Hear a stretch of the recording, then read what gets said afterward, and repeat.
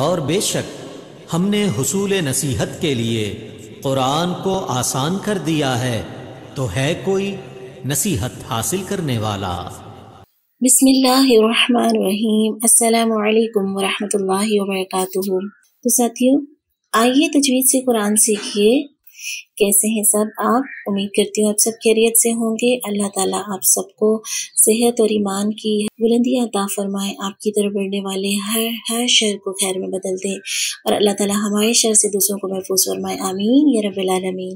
شروع کرتے ہیں۔ رب اشرح لی صدری ویسر لی امری واحلل عقدۃ من لسانی یفقهوا قولی رب زدنی علما اللہم وفقنا لما تحب وترضى۔ لیسن کی طرف آنے سے پہلے نبی پاک صلی اللہ علیہ وآلہ وسلم کی ایک بہت ہی پیاری حدیث سیدنا ابو امامہ رضی اللہ تعالیٰ عنہ سے روایت ہے۔ حضرت محمد صلی اللہ علیہ وآلہ وسلم نے فرمایا، عابد پر عالم کی فضیلت ایسے ہی ہے جیسے میری فضیلت تمہارے ایک ادنا آدمی پر۔ پھر حضرت محمد صلی اللہ علیہ وآلہ وسلم نے فرمایا، بے شک اللہ تعالیٰ، اس کے فرشتے اور آسمان و زمین کے اہل یعنی مخلوق، حتیٰ کہ چونٹی اپنے بل میں اور مچھلی تک یعنی پانی میں لوگوں کی بھلائی سکھانے والوں کے لیے رحمت کی دعائیں کرتی ہے۔ سبحان اللہ سبحان اللہ۔ ترمذی کی روایت ہے یہ۔ اور یہ فضیلت پانے کے لیے ہمیں کیا کرنا ہوگا؟ اللہ تعالیٰ کا، اللہ کے دین کا، اللہ کے قرآن کا علم سیکھنا ہوگا اور پھر سکھانا ہوگا۔ اللہم اجعلنا منہم۔ اللہ تعالیٰ ہمیں ان لوگوں میں شامل کرے جن کے لیے کائنات کی ساری مخلوق دعائیں کرتی ہے، دعائیں رحمت کرتی ہے، آمین یا رب العالمین۔ سورۃ البقرہ۔ تو چلتے ہیں آج کے لیسن کی طرف، نکال لیجئے سورۃ البقرہ آیت نمبر 13۔ اعوذ باللہ من الشیطان الرجیم، بسم اللہ الرحمن الرحیم۔ وَإِذَا قِيلَ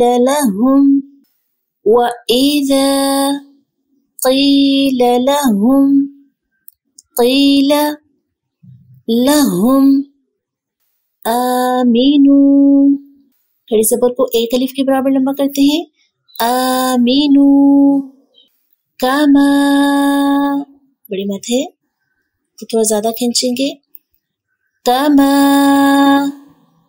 آمن الناس، نون شدید کی آواز ناک میں لے کے جائیں گے، آمن الناس قالوا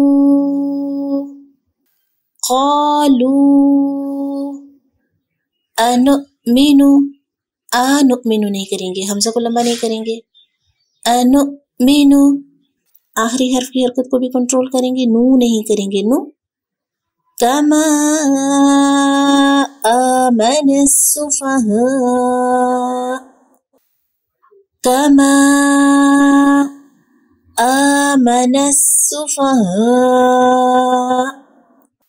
سین میں باریک سیٹی کی آواز اور حمزہ ساکن ہو جائے گا، وقف کریں گے یہاں پہ تو تھوڑا سا جھٹکا لگے گا، حمزہ ساکن ہو تو چھوٹا سا جھٹکا لگتا ہے، آمن السفہاء الا انہم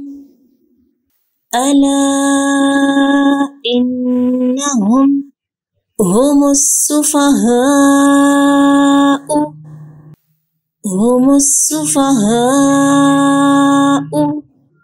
ولكن لا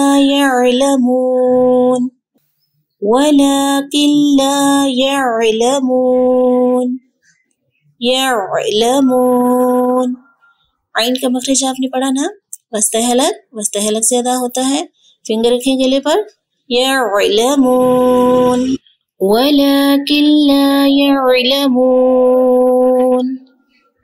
ٹھیک ہو گیا، یہ ہے آپ کا لیسن۔ ایک بار پھر سے دیکھ لیتے ہیں اسے۔ بسم اللہ الرحمن الرحیم۔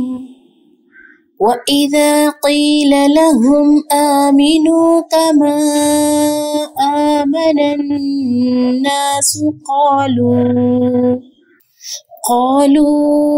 أَنُؤْمِنُ كَمَا آمَنَ السُّفَهَاءُ أَلَا إنهم هم السفهاء ولكن لا يعلمون۔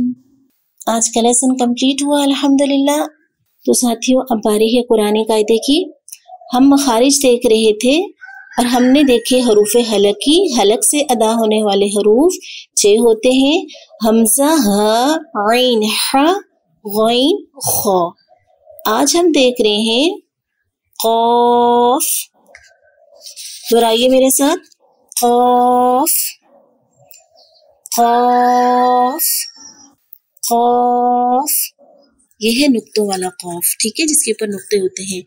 ایک دوسرا کاف بھی ہوتا ہے جو کراچی والا کاف ہوتا ہے، کش والا کاف جس کو کہا جاتا ہے، اس کو پڑھتے ہیں، بعض لوگ پڑھتے ہیں کیاف۔ کیاف نہیں ہوتا عربی لہجے میں، کاف، کاف، کاف۔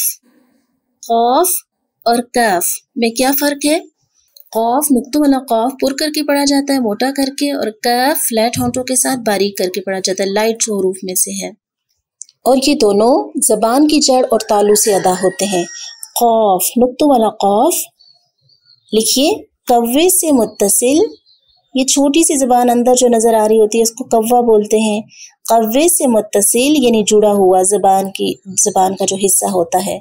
کوے سے متصل، متصل کا مطلب جڑا ہوا۔ زبان کی جڑ جب اوپر کے تالو سے ٹکرائے گی تو یہاں سے قاف ادا ہوگا۔ کوے سے متصل زبان کی جڑ جب اوپر کے تالو سے ٹکرائے گی تو یہاں سے قاف ادا ہوگا۔ ادا کیجئے، قاف۔ یہ حروف مستعلیہ میں سے ہے، یعنی پر حروف میں سے ہے، اس کو موٹا کر کے پڑھا جاتا ہے۔ کاف، کاف لائٹ حروف میں سے ہے۔ قاف کے مخرج کے قریب، یعنی موٹے والا جو قاف ہے نقطوں والا، اس کے مخرج کے قریب تھوڑا سا آگے منہ کی جانب سے کاف ادا ہوتا ہے، ٹھیک ہے، ادا کیجئے، کاف، قاف موٹا والا، کاف باریک، کاف، کاف، اس کو پر نہیں کریں گے، یہ فرق ہے اس کا، ٹھیک ہے۔